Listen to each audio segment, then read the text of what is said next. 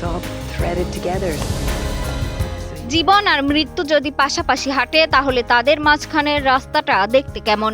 ঠিক যেন রেল লাইনের মতো, একদিকে উন্নয়নের প্রতীক আর অন্যদিকে ধ্বংসের নীরব চিহ্ন। এবার এমনই এক অভিজ্ঞতা সিনেমায় তুলে ধরেছেন পরিচালক ক্লিন্ট বেন্টলি।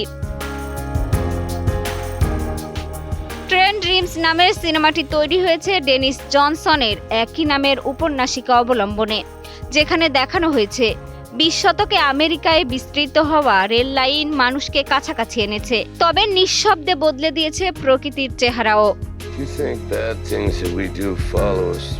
এই গল্পের কেন্দ্রীয় চরিত্র কাঠুরে ও রেল শ্রমিক রবার্ট গ্রেইনিয়ার, নীরব, সংযত, প্রায় কথাহীন এক মানুষ। গাছ কাটেন, রেল লাইন বসান, সেতু বানান, মাসের পর মাস ঘর ছাড়া।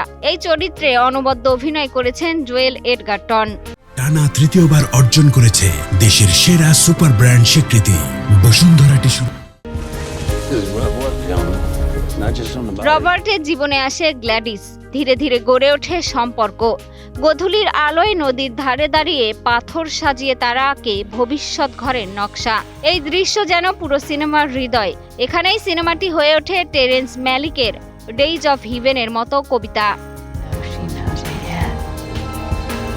ক্যামেরা, আলোয় শুট করা দৃশ্য, ব্রাইস ডেসনারের সঙ্গীত, সব মিলিয়ে ট্রেন ড্রিমস যেন এক স্বপ্নময় বাস্তবতা। মরা গাছও জীবিত গাছের মতোই গুরুত্বপূর্ণ।